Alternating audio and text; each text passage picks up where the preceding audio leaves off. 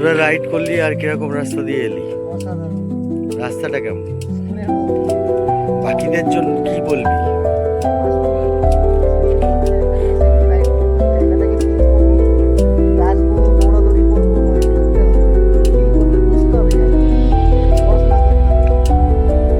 মানে যারা এখানে আসবে অনেকেই ভাবে যে রাস্তা কেমন হবে, পুরুলিয়ার রাস্তা কেমন হবে।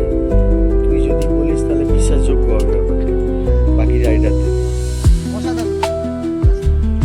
সব রকম ট্রেলস পাবেন, জঙ্গল ট্রেলস হবে, অফরোড হবে, বিভিন্ন রকম ট্রেনে গাড়ি চালাতে পারবেন, প্লাস জায়গাটার ফিল নিতে পারবেন।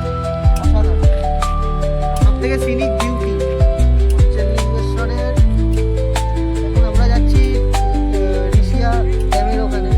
যা সুন্দর রাস্তা, গ্রামের ভেতর দিয়ে, জঙ্গলের ভেতর দিয়ে, পিচ রাস্তা, কোনো সেরকম অফরোড কিছু নেই।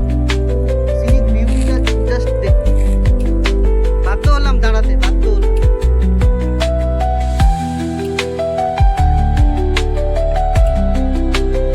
তো ভ্যালি তাহলে আমাদের আরও এখনো যেতে হবে, গন্তব্যস্থল পৌঁছাতে এখনো কমসে কম 6 কিলোমিটার। তো যাই আমরা এগোই। Thank you Arnab. Let's go, চলো লেটস গো। যাবো সোজা? না হ্যাঁ? না, সোজা যে গেটটা দেখতে পাচ্ছেন এটাই কুলডিয়ার গেট। আর কুলডিয়া এখন আপাতত বন্ধ। তার কারণ জানতে গেলে ওখানে যেতে হবে। তো এখন যাওয়ার মতো পরিস্থিতি নেই, আকাশ একদম কালো হয়ে রয়েছে। তাই এই রাস্তা মানে এইখান থেকে রাইট টানে, এই রাস্তা থেকে কুলডিয়ার রাইট টানে আপনি যদি যান তাহলে হচ্ছে ঋষিয়া ড্যাম। এখান থেকে 4.5 কিলোমিটার। চলো আমরা ঋষিয়া ড্যাম যাচ্ছি।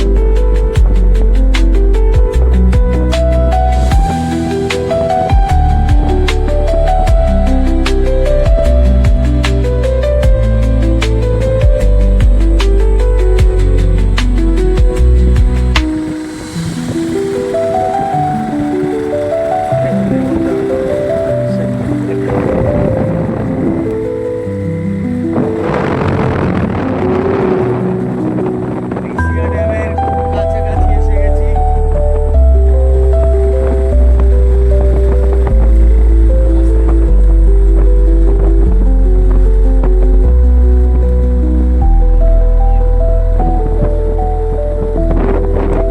এটাই হচ্ছে ঋষিয়া ড্যাম। চলো সোজা। কোন দিকে? এইদিক দিয়ে এই তো রাস্তা, রাস্তায় রাস্তা। ডান দিকে যাবো, হ্যাঁ ডান দিকে। এদিকে কি বন্ধ? ওরে ওরে ওরে মারা, ডান দিকে বন্ধ যখন চল ওখানে, ওদিকে ঘোরা। তোকে বলে কি এদিকে যেতে বলেছে?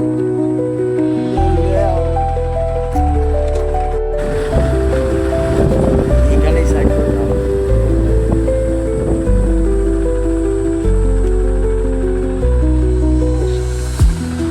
গাড়িটা এটি রইবে, অসুবিধা নাই।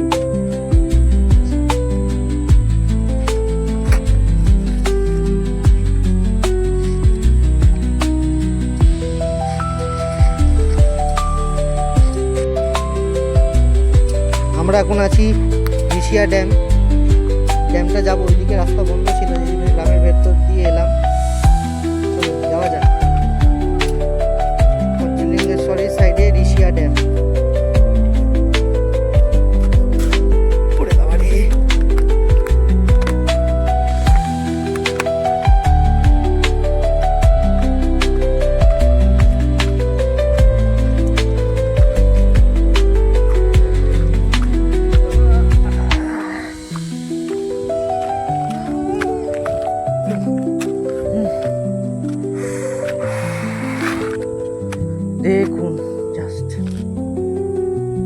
রাস্তাটাই বন্ধ, ওই যে সোজা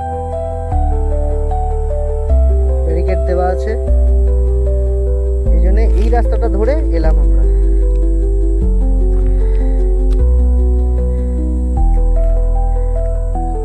চলো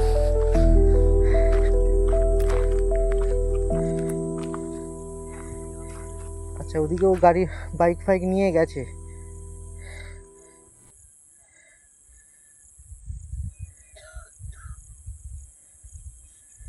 অসাধারণ।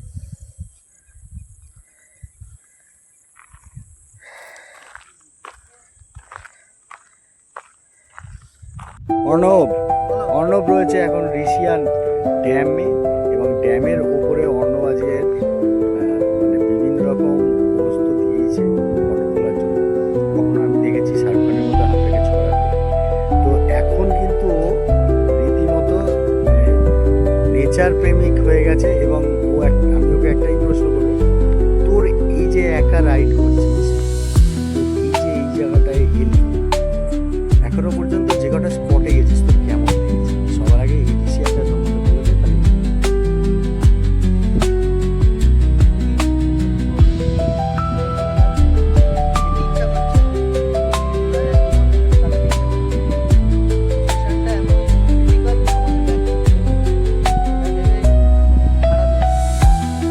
ক্রিটিক্যাল কেন, মানে কারণটা কি ক্রিটিক্যাল?